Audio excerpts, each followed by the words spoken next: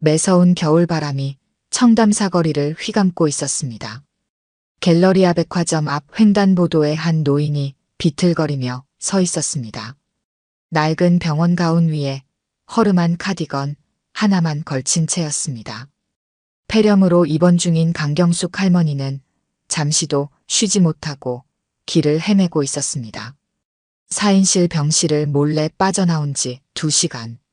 고열에 시달리는 몸을 이끌고 버스를 타고 내리기를 반복했지만 은행이 어디 있는지 도통 기억이 나지 않았습니다. 택시를 탔어야 하는데 후회했지만 그 돈도 아까웠습니다. 마스크 위로 드러난 이마에는 식은땀이 가득했고 헝클어진 머리카락은 바람에 흩날렸습니다. 왜 나왔는지도 기억이 안 나 괴로워하다가 은행에 가야 한다는 걸 떠올렸습니다. 이야기를 계속하기 전에 구독과 좋아요 꾹 눌러주시고 매일 배달되는 사연 들어보세요. 알림 설정까지 해두시면 이야기가 올라오자마자 들으실 수 있답니다. 여러분들의 응원은 사연 제작에 정말 큰 힘이 됩니다. 지나가는 사람들은 하나같이 그녀를 피해갔습니다.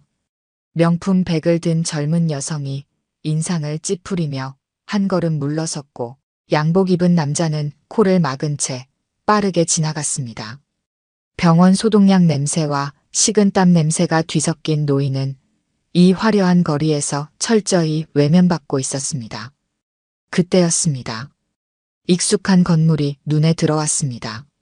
마침내 30년 넘게 다니던 은행에 도착한 겁니다. 다리에 힘이 풀려 비틀거리면서도 강 여사는 안도의 한숨을 내쉬었습니다. 유리문을 밀고 들어서자 따뜻한 실내 공기가 얼굴을 감쌌습니다. 하지만 은행 안의 시선은 바깥보다 더 차가웠습니다. 고급스러운 정장 차림의 고객들이 일제히 고개를 돌렸고 창구의 직원들은 눈빛을 교환하며 인상을 찌푸렸습니다. 허름한 차림의 노인네가 들어오자 순간 은행의 공기가 무거워진 듯 했습니다. 강경숙은 힘없는 발걸음을 창구로 옮겼습니다.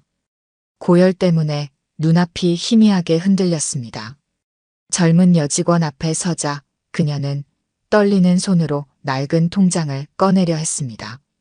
하지만 그 전에 차가운 목소리가 먼저 날아왔습니다. 저기 할머니 어디 아프신 거 아니에요? 병 옮기면 안 돼요. 박지현 대리의 목소리에는 노골적인 멸시가 담겨 있었습니다. 마치 더러운 것이라도 본 듯한 표정이었습니다. 강 여사는 말을 하려 했지만 목이 타들어가는 듯했고 지독한 기침만 터져나왔습니다. 아니, 제가 통장. 떨리는 손으로 통장을 꺼내 보이려는 순간 옆 창구의 신입 직원 김은지가 물 한 잔을 가져다 주려 했습니다. 하지만 박 대리가 그녀의 팔을 잡아 끌었습니다. 경비님, 여기 좀 봐주세요. 다른 고객님들이 많이 불편해하세요. 중년의 경비원이 다가왔습니다. 강 여사의 팔을 잡아 끄는 그의 손길은 단호했습니다. 김은지는 안타까운 듯 그 모습을 바라보았지만 선배의 눈치에 눌려 어쩌지 못했습니다. 한파가 몰아치는 바깥으로 다시 쫓겨난 강 여사는 은행 계단에 주저앉고 말았습니다. 몸에서는 열이 났지만 손발은 얼음장처럼 차가웠습니다. 희미한 시야로 보이는 백화점 불빛이 눈물에 번져갔습니다. 30년이었습니다. 매달 15일이면 꼭 이 은행을 찾았습니다. 누가 보면 얼마 안 될지는 몰라도 돈을 넣으며 잔고를 확인하는 것이 그녀의 낙이었지요. 그런 그녀가 오늘은 이렇게 문전박대를 당했습니다. 할머니, 이대로 가시면 안 돼요. 제가 택시라도 불러드릴게요. 김은지가 몰래 밖으로 나와 강 여사의 팔을 조심스레 부축했습니다. 다른 직원들의 날카로운 시선이 느껴졌지만 그녀는 작은 용기를 내어 따뜻한 캔 커피와 함께 택시비까지 건네려 했습니다. 강 여사는 따뜻한 마음만 받고 택시비는 괜찮다며 고개를 저었습니다. 이런 따뜻한 친절이 오히려 더 큰 서러움을 자아냈습니다. 택시를 타고 병원으로 돌아가는 길, 창밖으로 익숙한 건물들이 스쳐 지나갔습니다. 30년 동안 한 푼 두 푼 모아 일군 재산이었지만 오늘 그녀는 한 사람의 인격으로도 대접받지 못했습니다. 택시 기사님이 걱정스러운 눈빛으로 백미러를 보았지만 강 여사는 그저 말없이 눈물을 훔쳤습니다. 병실에 도착하자 간호사들이 한바탕 난리가 났습니다. 체온이 40도까지 올라가 있었고 산소 포화도는 위험할 정도로 떨어져 있었습니다. 하지만 그녀의 귓가에는 아무것도 들리지 않았습니다. 30년을 거래한 은행에서 사람 취급도 받지 못하고 쫓겨났다는 서러움만이 가슴 한켠에 깊이 박혀 있었습니다. 사인실 창문 너머로 보이는 도시의 불빛이 차갑게 빛났습니다. 산소 마스크를 쓴 채 누운 강 여사는 탁자 위에 놓인 전화기를 물끄러미 바라보았습니다.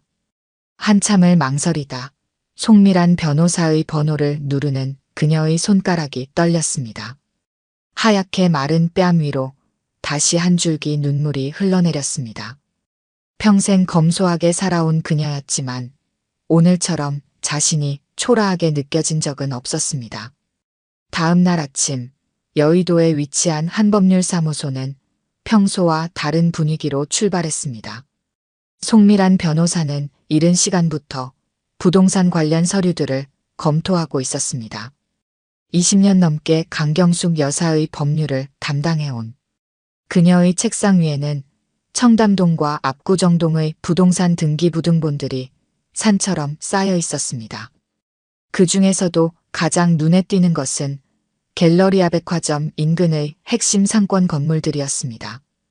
청담 사거리에서 도산공원으로 이어지는 길에만 건물 3채, 그리고 압구정 로데오 거리에 대형 빌딩 1채. 보증금만 해도 수백억에 달했고 월 임대료 수입은 10억이 넘었습니다. 이 모든 건물이 30년 전 현금으로 매입되었다는 사실이 서류에 고스란히 남아 있었습니다. 송 변호사의 손끝이 서류 위에서 떨렸습니다. 어젯밤 강 여사에게서 전화를 받은 후 그녀는 한숨도 자지 못했습니다. 청담동에서 가장 알뜰하게 재산을 운용하는 것으로 유명한 강 여사가 그것도 폐렴 치료 중에 은행에서 쫓겨났다는 사실이 믿기지 않았습니다. 오전 9시 한 통의 전화가 걸려왔습니다. 병원 원무과였습니다. 강 여사가 사인실을 고집하다가 결국 고열로 쓰러져 VIP 병실로 옮겼다는 소식이었습니다. 원무과 직원은 어제 갑자기 병실을 비운 시간 동안 체력이 급격히 떨어진 것 같다며 걱정스러운 목소리를 전했습니다. 송 변호사는 서둘러 차를 몰았습니다. 평소라면 절대 하지 않았을 과속을 하면서도 마음은 자꾸 병원으로 달려갔습니다. 그녀는 강 여사의 진가를 잘 아는 몇 안 되는 사람 중 하나였습니다. 외견상 수수한 모습에 가려진 놀라운 사업 수완, 세입자들을 자식처럼 아끼는 마음, 그리고 무엇보다 타인을 배려하는 따뜻한 마음을 누구보다 잘 알고 있었습니다. 병원에 도착하자 VIP 병실 앞에는 의료진들이 모여 있었습니다. 폐렴 증세가 급격히 악화되어 산소호흡기를 착용해야 할 지경이었습니다. 하지만 강 여사는 여전히 세입자들 걱정부터 했습니다. 어제 은행에 가지 못해 임대료 감면을 처리하지 못했다며 젊은 자영업자들이 걱정이라는 말을 반복했습니다. 송 변호사는 강 여사의 침대 옆에 앉아 조용히 이야기를 들었습니다. 어제 있었던 일들이 하나둘 풀려나왔습니다. 평소 입던 낡은 카디건 차림으로 은행을 찾았던 일, 직원들에게 무시당하고 쫓겨났던 일, 그리고 유일하게 자신을 도우려 했던 신입 직원의 이야기까지. 이야기를 듣는 동안 송 변호사의 표정은 점점 굳어졌습니다. 그녀는 노트북을 펴고 빠르게 자판을 두드리기 시작했습니다. 청담동 일대 부동산 소유주 현황, 임대료 내역, 세입자 목록까지 모든 자료를 불러왔습니다. 그리고 마지막으로 은행 거래 내역을 확인했을 때 그녀의 눈이 커졌습니다. 강 여사가 그 은행에 예치한 자금이 2천억이 넘었습니다. 건물 보증금과 임대료 수입, 그리고 평생을 알뜰하게 모은 재산이 고스란히 쌓여 있었습니다. 더구나 그 돈은 특별한 투자 상품 없이 모두 보통 예금과 정기 예금으로만 관리되고 있었습니다. 말 그대로 은행의 든든한 자금줄이었던 것입니다. 창밖으로는 겨울 햇살이 따뜻하게 비치고 있었습니다. 송 변호사는 잠시 생각에 잠겼다가 조용히 전화기를 들었습니다. 어은행 본점 프라이빗 뱅킹 센터장이었습니다. 그녀가 전하는 이야기를 들은 센터장의 목소리가 떨렸습니다. 청담동의 전설적인 임대인이자 2천억대 자산가를 이런 식으로 대한 은행이 있다는 사실에 그는 놀라움을 감추지 못했습니다. 송 변호사는 이어서 금융감독원 민원실에도 연락을 취했습니다. 고령 고객 차별에 대한 민원 접수였습니다. 통화를 마친 후에는 서울시 소비자보호센터에도 연락했습니다. 모든 준비는 차근차근 하지만 신속하게 진행되었습니다. 오후가 되자 병실에는 특별한 손님이 찾아왔습니다. 어은행의 프라이빗 뱅킹 센터장이었습니다. 그는 조심스럽게 제안을 건넸습니다. 전담 프라이빗 뱅커 배정, VIP 라운지, 전용 카드 발급, 수수료 평생 면제 등 파격적인 조건이었습니다. 하지만 강 여사는 피곤한 듯 눈을 감았습니다. 저녁이 되어 병실이 조용해질 무렵 송 변호사는 마지막 전화 한 통을 걸었습니다. 한 대형 경제지 기자였습니다. 청담동의 알뜰한 임대인으로 유명한 강 여사의 미담은 이미 업계에서 회자되고 있었습니다. 코로나로 어려움을 겪는 청년 사업자들의 임대료를 자진 감면해주고 보증금을 돌려주면서도 이자 한 푼 받지 않았다는 이야기들이었습니다. 밤이 깊어갈수록 송 변호사의 휴대폰은 쉴 새 없이 울렸습니다. 다른 은행들의 VIP 담당자들이었습니다. 하지만 그녀는 더 이상 전화를 받지 않았습니다. 대신 조용히 서류를 정리하기 시작했습니다. 내일이면 많은 것이 바뀔 터였습니다. 한편 청담동 거리는 여전히 화려한 불빛으로 가득했습니다. 그 은행의 유리창 너머로는 직원들이 바쁘게 움직이는 모습이 보였습니다. 그들은 아직 모르고 있었습니다. 자신들이 어제 어떤 손님을 돌려보냈는지, 그리고 그것이 얼마나 큰 실수였는지를. 일주일 뒤 여의도의 아침은 분주했습니다. 어은행 본점 17층 프라이빗 뱅킹 센터는 이른 시간부터 긴장감이 감돌았습니다. 센터장실에서는 중요한 미팅이 진행되고 있었고 그 주인공은 다름 아닌 청담동 중앙지점의 신입 행원 김은지였습니다. 정말 놀라운 일이었습니다. 그 상황에서 진심 어린 배려를 보여준 직원은 김은지 씨뿐이었다고 하더군요. 센터장의 목소리에는 깊은 신뢰가 묻어났습니다. 송미란 변호사가 전해준 그날의 이야기는 이미 은행권의 파문을 일으키고 있었습니다. 2천억대 자산가를 알아보지 못한 실수보다 한 신입 직원의 따뜻한 마음씨가 더 큰 화제였습니다. 우리 은행의 프라이빗 뱅커가 되어주셨으면 합니다. 연봉은 현재의 3배, 직급은 과장급으로 특별 승진을 제안드립니다. 김은지는 잠시 말을 잇지 못했습니다. 갑작스러운 제안이었습니다. 하지만 그보다 더 놀라운 것은 그날 자신이 도우려 했던 할머니의 정체였습니다. 청담동에서 가장 알뜰하게 재산을 운용하는 것으로 유명한 강경숙 여사라는 사실이, 그리고 그분이 자신을 지목해 스카우트를 요청했다는 사실이 믿기지 않았습니다. 미팅이 끝나고 사무실로 돌아온 김은지는 자신의 책상에 놓인 서류들을 물끄러미 바라보았습니다. 평소라면 곧바로 처리했을 일들이었지만 오늘은 모든 것이 달라 보였습니다. 옆자리의 박지현 대리는 그날 이후로 계속 불안에 시달리고 있었고 지점 전체가 무거운 분위기에 휩싸여 있었습니다. 그때였습니다. 지점장이 급하게 전 직원 미팅을 소집했습니다. 아침부터 본점에서 날아온 공문 때문이었습니다. 고령 고객 응대 매뉴얼 전면 재검토, 직원 친절 교육 의무화, 특별감사 시행 예고. 모든 내용이 일주일 전 그날의 사건과 관련이 있어 보였습니다. 회의실의 공기는 무거웠습니다. 지점장의 설명이 이어졌습니다. 강경숙 여사가 단순한 임대사업자가 아니었다는 것, 청담동 일대 최고의 우량 자산가라는 것, 그리고 그분이 평생 모은 재산을 모두 현금으로 보유하고 있다는 충격적인 사실들이 하나둘 공개되었습니다. 더욱 놀라운 것은 강 여사의 소문난 검소함이었습니다. 수천억대 자산가임에도 30년간 같은 은행을 이용했고 화려한 투자 상품 대신 정기예금만을 고집했으며 심지어 병원에서도 사인실을 이용할 만큼 절약하는 스타일이었다는 것입니다. 직원들의 얼굴이 하얗게 변했습니다. 그리고 마지막 폭탄 선언이 떨어졌습니다. 강 여사의 자금을 유치하기 위해 시중 유수의 은행들이 움직이기 시작했다는 것, 그 중에서도 어은행이 가장 적극적으로 나서고 있다는 것. 여기에 김은지의 스카우트 이야기까지 더해지자 회의실은 순간 숨소리마저 들리지 않을 만큼 조용해졌습니다.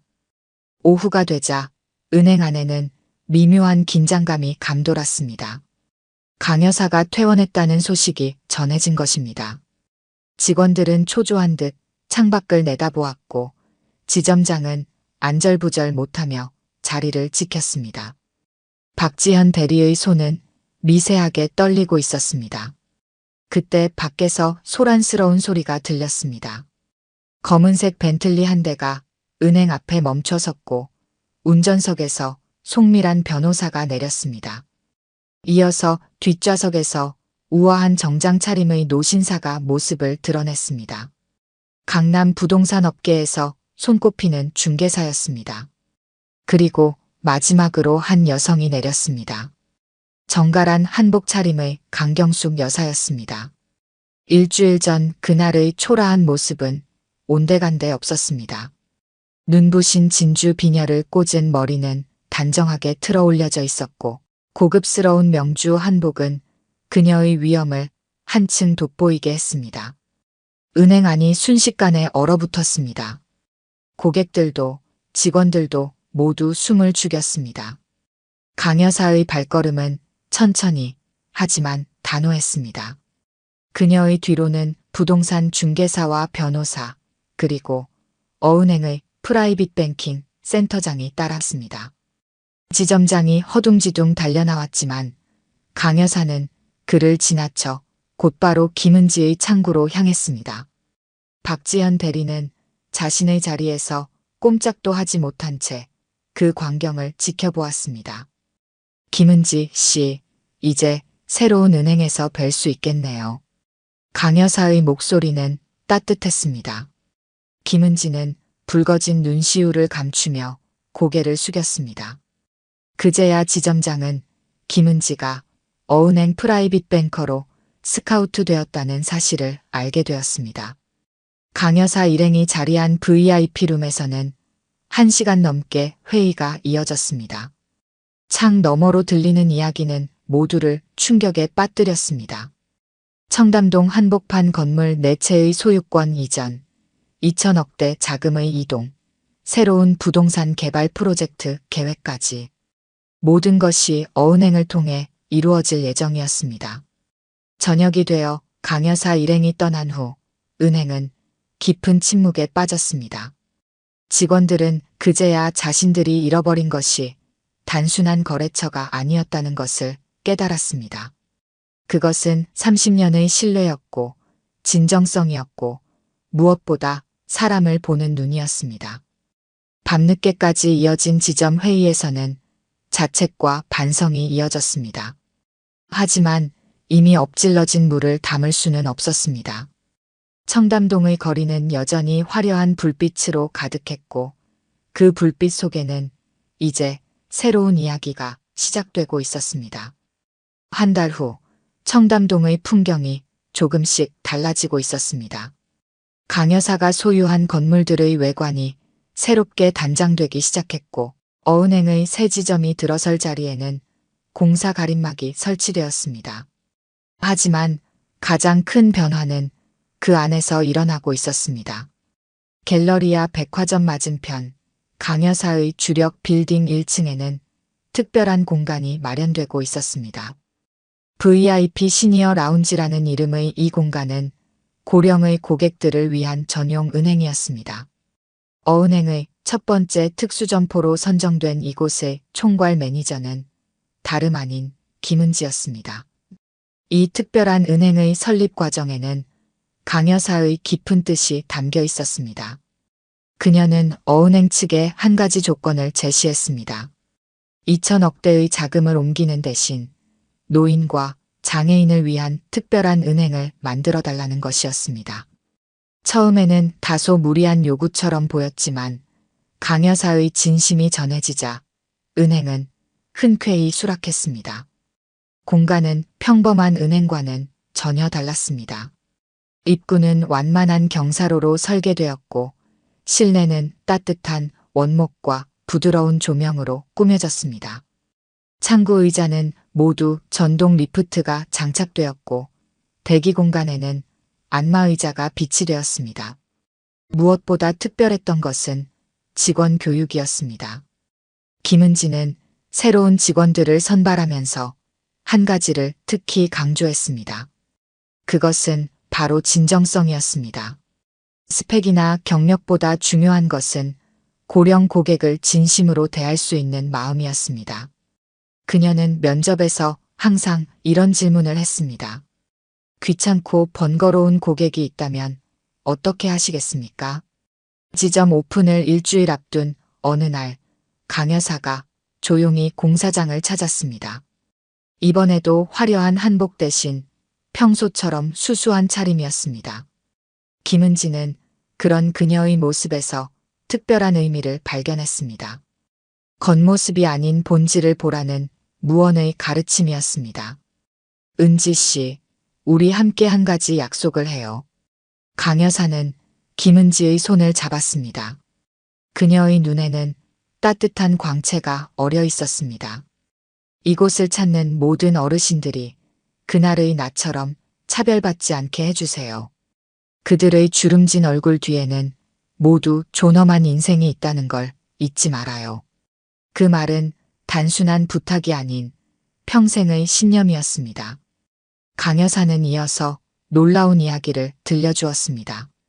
그녀가 가진 모든 건물은 사실 임대인의 얼굴을 한 임차인이었다는 것입니다.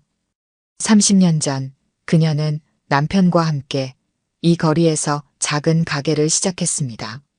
건물주의 갑작스러운 임대료 인상으로 가게를 접어야 했을 때 한 은행원의 따뜻한 배려로 대출을 받을 수 있었고 그것이 전환점이 되었습니다. 그때의 그 은행원처럼 은지 씨도 누군가의 인생을 바꿀 수 있어요.